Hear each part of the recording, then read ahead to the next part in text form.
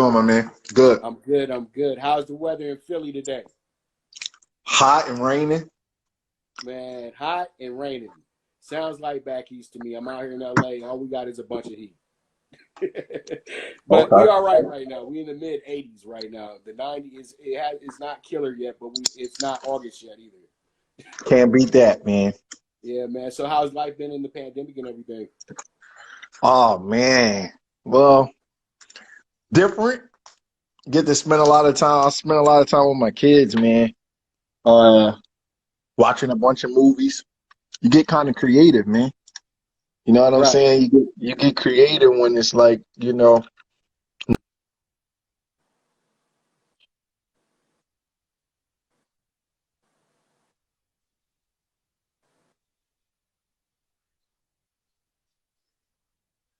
Right. Hey, that's what it's all about. Saving money ain't nothing wrong with saving some money. I know that for sure. Now, what gave you the motivation, the idea to start training boxers?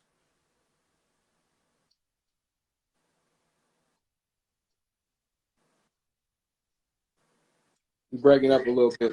Yeah, I can hear you now. I'll ask it again.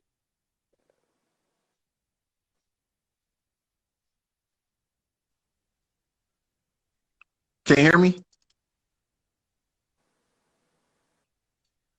Yeah, I can hear you. It's just breaking up a little bit. I said I played basketball in high school and I hurt my knee. Okay. And then I started like going Okay. to the gym boxing. And but I was working, I was in college, doing stuff in the streets. So I didn't take it as serious as I should.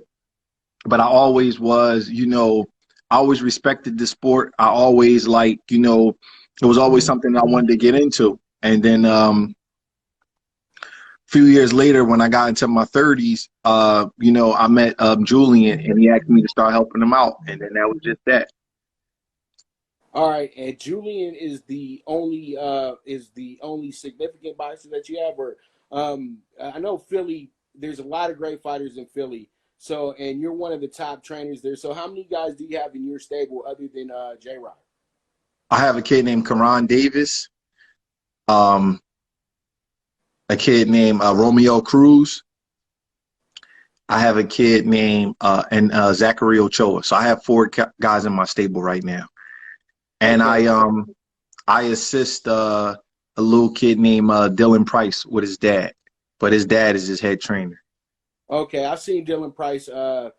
Actually was able to watch him fight at Samstown a few months back. Well, actually last November. And then I also was able to watch him fight over at MGM when he had that issue with the guy who was on roids and all that good stuff. And, Hmm. the fight didn't go the way that it was supposed to, but he was able to get that loss taken off his record and everything like that because, you can't come in there cheating.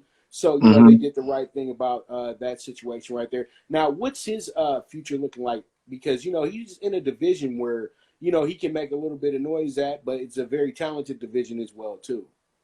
Well, his dad handles his management and the promotion and all that kind of stuff. I'm just in the gym with him training. So hopefully he's able to get back pretty soon and do his thing, but that's really not my lane with him. With him particularly, his dad handles that. But I definitely think he has a chance to be a world champion at 115 pounds. Hopefully he can get back rolling and get into a groove pretty soon. And you and J Rock have that great connection, that Philly connection where the trainer and the boxer are almost like one. How is it, your relationship and everything with J Rock? And I got a funny story to tell you from a media friend of mine from when you guys fought Jarrett Hurd as well too. So I know it'll make you real happy. It actually make you laugh a little bit. But how's that relationship, man? How's it? You guys just seem like you guys are just salt and pepper. You guys just go together so well, man. What makes that chemistry like the way it is? I mean, we've had a lot of success together. So success Right. kind of makes things a little bit easy. We've had a couple bumps in the road, but for the most part, we've had a lot of success. And a lot of people didn't think we would make it this far. But everything is not always like the way it looks on the outside. We got a good relationship, but sometimes things if you're in the gym with a guy every day, it becomes tough. You know what I mean? You Right. got to tell him what to do. And, you know, he's going through his moods. I'm going through my moods. He's cutting weight. It's different things. You know, I don't know. Sometimes, you know, I guess just two people are meant to meet. You know, everybody doesn't get along. You know, I turn training jobs down because it's, you know, you kind of know who you're going to be able to work with. You know, everything is not always about who's the best. Sometimes you have to have a certain chemistry with people. Um, so I guess that's what it is. Sometimes we just got a certain chemistry, and it's kind of easier to get along when you when you're winning. You know, but boxing is an animalistic sport, man. You can't work with everybody. You know, it's like anything else. It's one of the reasons why I kind of like, you know, I don't have a big team, because when you have too many people around you, everybody's gonna have different opinion. You know, your conscience and your ego and your self-esteem, it becomes accessible to other people's opinions, and you don't need all of that. You know, I like kind of like to be by myself. You know, I rarely like have assistants and stuff with me because everybody just do things differently. You know, but I guess me and Joel was just meant to meet. You know, I met him when he was a kid, though. You know, he was 17 years old when I met him. So it's a little different when you meet somebody that young and you can kind of groom them through things. Man, that's what's up. So it's like big brother, little brother type, right? In the Yeah, I can sense say of, that. and you know, I can definitely rock with that. Now, funny thing, you guys are in Washington D.C. or in the DMV area. Last year, you know, J Rock is a huge doggy plus 550 and everything because I'm really into the sports betting as well too. So I remember we were at the Pacquiao presser, Pacquiao week, all that good stuff. And Heidi Andrew comes to me. She said, "Yeah, I went into J Rock's locker room, and he had three people in there, three people." And I said, she said it was him, yourself, and I guess the cut man was there. Hmm. Just you three in the locker room. And you know that whole week they were hyping Jarrett and all that good stuff. She said she went to Jarrett. He had like lots of people in there, super distracted, all that good stuff. Then the fight goes on, and something just didn't look right with Jared when he walked in. And I just kept looking at J Rock's face, and he looked really angry that night. And I said, he looks like he's going to kick some ass tonight. And Hmm. pretty much you guys went ahead and shocked the world. But Were it you didn't there? shock me because I felt like he was already a very good technical fighter and was right there knee deep into things with Charlo. It's just that, you know, uh, mistakes from your first championship fight. That's all that was from what I saw. But you saw the vast improvement the second time around. He was able to get to that, you know, get that opportunity again. So how was that feeling? How was that whole atmosphere for you guys? You know what, man? It was probably the best moment of my life, to be The honest Rocky with you. moment. Yeah, it was, because I had been through, you know, we had went through so much to get there, losing the first title shot. You know, Julian was going before he lost the title shot. Julian was going to go back to college. He Right. wasn't even going to keep boxing, man. So to go through all of that with people doubting you, when I say nobody believed he was going to win, nobody thought he was going to win the fight. You know what I mean? I was literally the only person that was like, yo, we're going to go down here and we're going to beat him.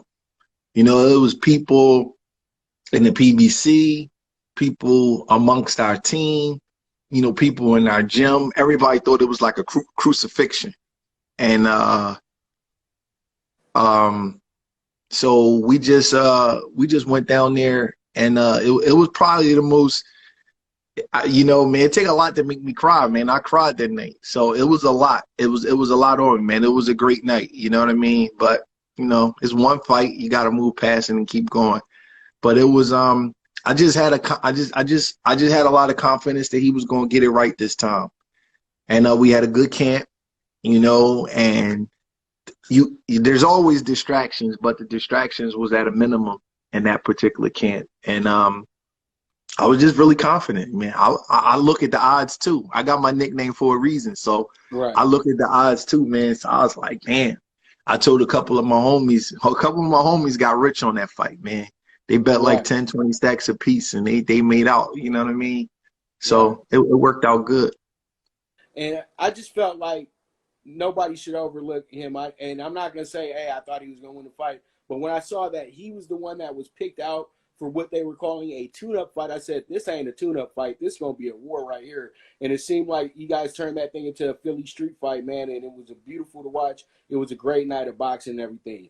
Now I know I don't want to make you mad or anything, but I got to talk about it. The first title defense against Rosario in Philly, they put you guys in the same type of situation. What do you think went wrong in that fight right there with Jason Rosario? First of all, Jason Rosario fought a hell of a fight. You got to give a guy credit. You know what I mean? You can't start getting into the excuses. He fought a hell of a fight. There were some things that happened behind the scenes that was just out of anybody's control. You can't really control certain things. And man, the guy just fought a hell of a fight, man. Sometimes it's just not your night. And you go around looking for different reasons on why this happened and why that happened. On that night, it was just his night. You know what I mean? And the excuses don't matter. That's why I was so adamant about the rematch, because I know Julian could do better than that. And I know Julian, that wasn't 100% of him. And I just know that he could just do better than that. And hopefully he'll get to prove it, and we'll fight the kid again and we'll see.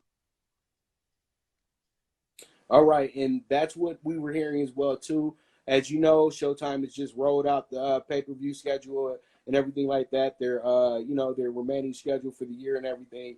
And it's said that J Rock will be the next up once this fight with Charlo and Rosario is resolved and everything like that. So, what are your thoughts about that pay-per-view and everything with the Charlo twins? And how do you assess that fight from like an analyst seat? Those Um, fights. the Charlo brothers fights, Yes, yes. I think they both gonna win.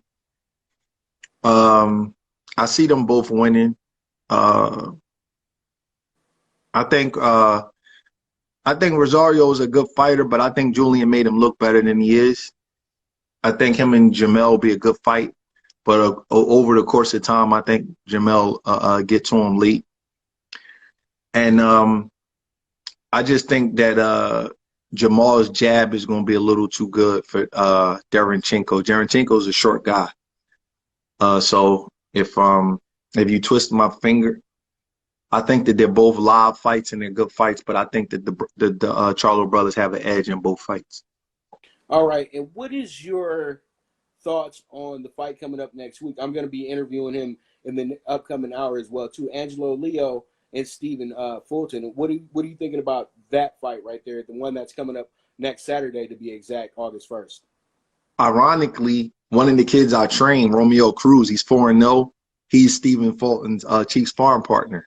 I actually Okay. got to drive back down to the gym for their last sparring session. So I like Fulton in that fight. I think that we call him Scooter. He trains out of our gym. I think he's just a little bit too much for him. He's a stronger puncher than his record indicates. Really physically strong. He's has really good cardio, really well conditioned.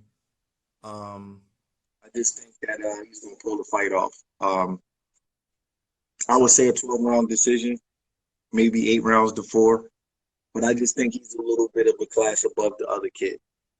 Okay, okay, because it's gonna be a really good fight, man. I seen both these guys come up, and they both are very exciting. And as my man Brian Custer said, it's gonna be a banger, and that I can't wait because I know that Top Rank they tried their best, but their roster isn't a PBC roster, so we all know. So we just kind of had to deal with what we had.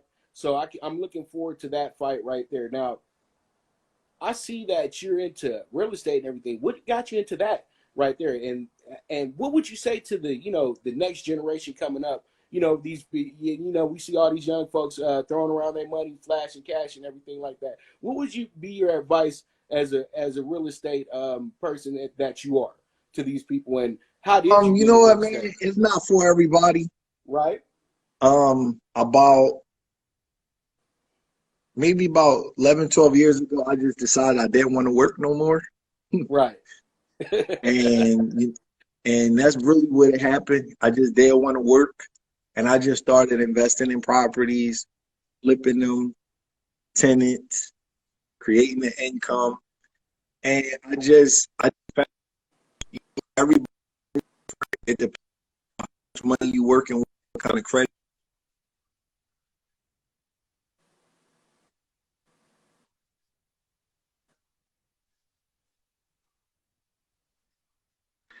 And what I would say to somebody starting out is, you know, you have to work a long time to get to where you want in life. You know, you got to go to college for 4 years sometime. You have to go to high school, go to grade school for 12 years or whatever. Um, you know, it's like the first time you have a tenant that don't pay, you want to stop doing it. Or the first time, you know, a property go to flip and you don't make what you thought that you should make, you want to stop doing it. That's not how it works, man. If you don't do it for money, do it because it's a passion of yours and you really like it and you enjoy it. Because if you do it that way, then you won't get discouraged if your tenant don't pay rent right away or somebody mess up your property. I done had all kinds of stuff happen, man, and you shake it off. It's like boxing. You have a fighter that lose, you don't stop training the fighters because you have a fighter that lose, if that's your passion. So, you know, I hear people all the time like, man, I used to be in real estate, but I stopped doing it because my tenants wouldn't pay or my general contractors didn't do this or I didn't do that. And I'll just be like, you didn't really love it.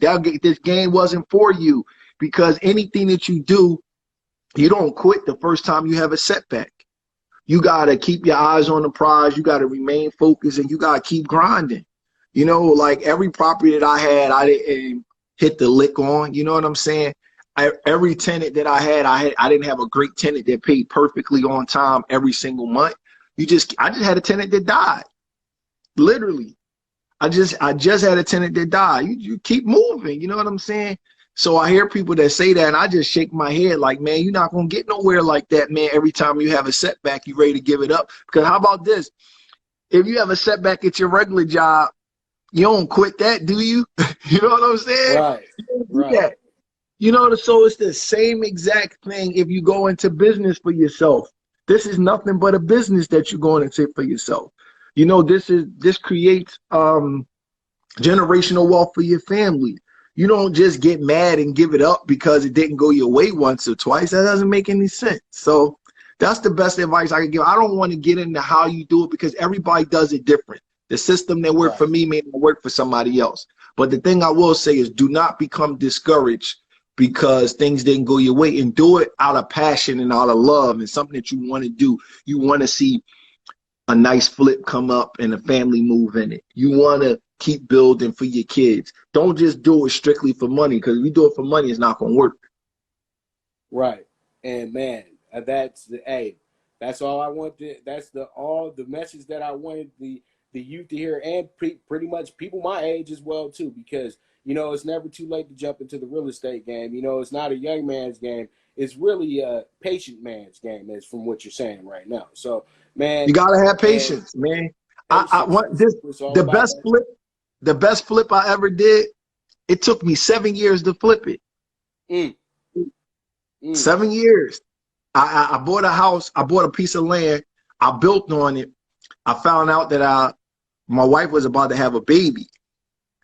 So I wound up moving in there. I put an in-law suite in the basement, movie theater, a room. My fighters would come over and stay the night. It would be close to the fight so they could focus on it with everything. And I just got comfortable in there. And I didn't wind up flipping that property until my son went to first grade. And I mm. bought the property before he was born. And I just flipped it. But this is how God works. Because I lived in it and I didn't have to pay capital gains on the money. So I Right. made a shitload of money without having to pay no taxes on it because it was my primary residence. And when you live in your primary residence for 5 years, you don't have to pay capital gains. And that was just literally just meant to be just a flip. And my wife wound up getting pregnant. So you got to be patient, man. This is a marathon like boxing. It's not a sprint, you know. So Right. sometimes you got to just, you know, be able to be the steady guy and instead of, you know, just wanting instant gratification on everything, because life don't work that way, man. And that's what I tell young folks all the time. Stop looking for that instant gratification, man. It feels good, you know, it feels good for a day or two, but then you start looking at the pockets and being like, man, we had a lot of fun, but I'm pretty broke right now. So, hey, patience is all That's what's we wrong with need. this generation, man. The millennials, Yeah. man, they want everything fast, man. Right, right, Everything don't come fast like that. right, right. And I totally agree. And I felt like our group, we might have wanted it fast, but there was always some OG over there. Hey, take your time, you know, move at this pace right here and move at a pace that's comfortable for you instead of just jumping into every field that they ask you to jump into. You know what I mean? And you know, find your niche, find your path, find your way to go. And that's what you do. That's what you do. Just like you said, everybody's not built for real estate, but they might be built for another thing. So that's what we need everybody to, you know, that all hands on deck. And it's always good to be multifaceted as well, too, just like yourself. Now, man, I know you Philly through and through. And I saw on Twitter you was talking to Eagles. So what's your Eagles' chances this year? And are you convinced with Carson Wentz? Yeah, I am. All right. I think All right. Carson Wentz is the real deal. I asked all my Philly people about Carson Wentz. How do they feel? Because you know y'all dealing with a guy that led you all the way to the promised land, comes out here where I'm at in LA, gets hurt. He's giving Philly one of their best seasons ever. Nick Foles steps in, wins you guys the Super Bowl. So I always know there's kind of a divide between Philly fans because they felt like, you know, Nick got them to that point, but really it was all hands on deck. It was really a team effort. So, you know, There wasn't no divide on me because right, Carson Wentz was having like the greatest season anybody had ever seen and got right, hurt. They right. And wouldn't have people even they can't wouldn't have forget. got to the playoffs without Carson Wentz. So Right. so I don't get into that. I think Carson Wentz is the real deal. I think he's just a little bit injury prone. He gotta know when to hold him and when to fold him. Sometimes he gotta slide a little bit. But Right. I think he's a real deal. I never thought that Nick Foles was a better quarterback than Carson Wentz, and I love them both. All right. And I think the Eagles got a good team. You know, hopefully we can pull it out, man, this year.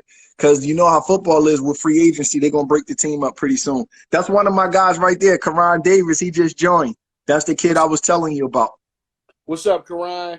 Thanks for joining us, man. Yep. That's one of my guys. That's my man right there. He's going. He got a big fight coming up in September. All right. Well, maybe we can sit down and talk to him very soon as well, too. You know, and get into his plan as well, moving on for the future and all that good stuff. Now, since we talking sports, and I know you Philly through and through. So, what is your There's another lineup? one of my guys, Zachary Ochoa, just joined. I don't know how they know I'm on here, man. Right. Well, you know, they probably see you in the story and they see that you live, so they know they're Okay. probably up in here thinking that coach got some tips he ain't telling them. So, you know, pretty much it's good to have you guys in here right now, man. So, man, and I already know it's a great step. We guys got a great trainer and everything. Now, back to my sports question for you because I deal with it all. Philly got four major sports.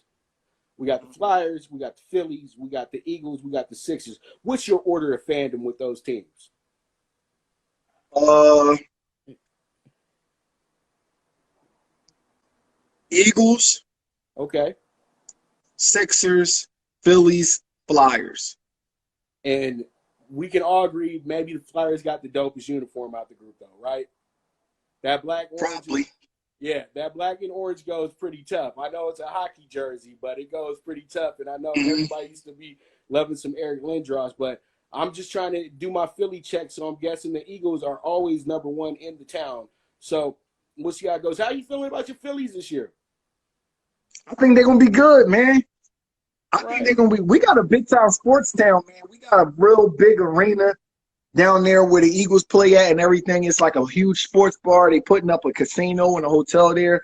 So we got a really huge sports town. And not to mention, that it's a whole lot of good fighters coming out of Philly right now. Oh yeah. Yeah, Oh so yeah. Philly is live right now, man. It's a shame that we the city of brotherly hate, man. There's so much hating and jealousy and shit like that that goes on in the city, man. It's crazy, man, because so much good stuff is going on in Philly, man. But it ain't the city of brotherly love, man. They'll kill you here, man, and cut you, stab you in the back for no reason, man. It's crazy, man. But one thing about me, man, I never been in the hating. I never been a jealous guy. I always got mine. I never talk bad about other trainers, other people, what they doing. I never, it's rough here in the city, man. You know, Julian went into that last fight, man, and he could have pulled out of that fight, and he didn't. He tried to put on for his city. The whole city turned on him, man. We got a rough city. You know what I mean? We Right. do. We got a rough city, man. This city don't love nobody, man. Right. You know what I mean? It don't. It's just like that. Right. And that's that's what creates the chips on shoulders and makes everybody You win know so what? The mentally tough. things that hurt you also help you, man. Right. You know, and you're Right. right. That's what makes some of the fighters out there so good, because you got to be mentally strong. You can't succeed here if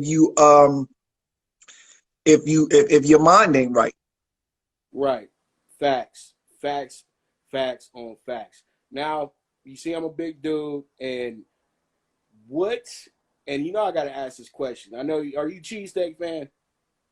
Yeah, I like cheesesteaks. I don't All love right. them the way people do from out of town, because I probably had 50,000 cheesesteaks in my life. But I like cheesesteaks. You know what I mean? All right. So where would you tell somebody who's in Philly looking for that good cheesesteak, where would you tell them to go? Would you tell them to go where the tourists go, or tell them to go where you go? Because I know Philly people got their own places that are much better than the ones that are advertised all across the nation. So go You know ahead and what? That's you give us the right. best Philly spot. The The tourists real always best go Philly to spot. Pat's and Geno's, Right. but my favorite place is probably a place called Larry's off of City Avenue near St. Joe's University. They got a cheesesteak there called the Belly Filler. That joint like 2 feet long, man. It's crazy. So that's my favorite one. But you know how it is in every city, man. It's tourist spots and then there's hood spots, and it's like you Right. got to be from here to know the difference. So my Right. favorite would probably be Larry's cheesesteaks. But there's a lot of good cheesesteaks places here. All right, I want to know what your spot was though. That's all Larry's. because I got a lot of friends in Philly, and they always tell me Pat's and Geno's is for the tourists. Man, I go over here to this spot right here, and you know they. No, Larry's or Delisandro's is probably the best.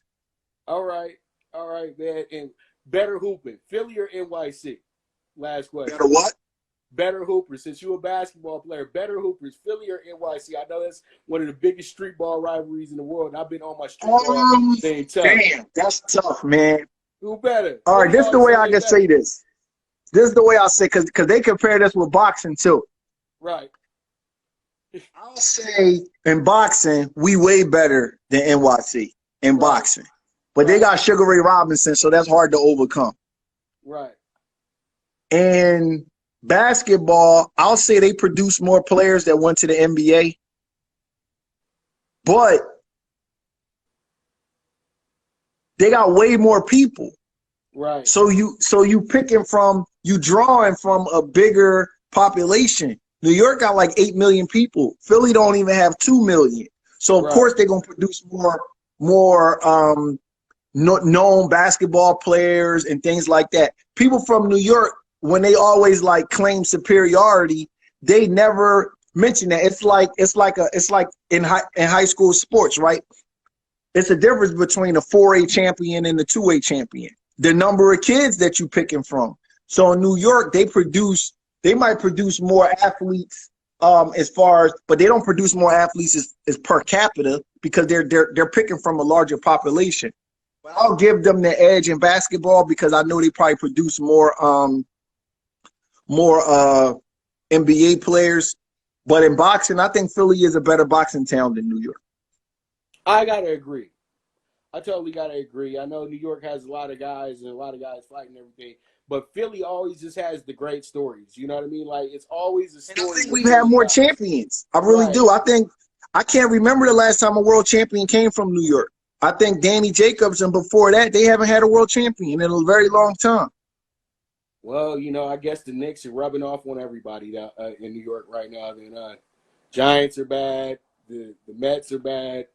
The Yankees are the Yankees, but you know everybody else you don't hear too much about them. It's just everybody's in New York. But Brad, man, I thank you so much. This is what has been one of my very, very fun interviews and very enlightening interviews as well too. I thank you so much for your time. Are there any shots out that you want to send before we wrap it up? No, man. No, nope. I appreciate it. You're welcome. Man, and once again, RIP to Brother Richardson, man. I know that's a big loss for Philly and everything, but he taught everybody so much. And you know what? He will be missed. And I know that, you know, the big legend will be looking over all of us. And I know he'll probably be blessing you guys with another big title night and everything like that as well, too, Brad. I appreciate that, man. Thanks a lot. You got it, brother. All right, it's your boy Pop DiBiase signing out for Fanatics View with Stephen the Bread Man Edwards. All right, and I'm gone.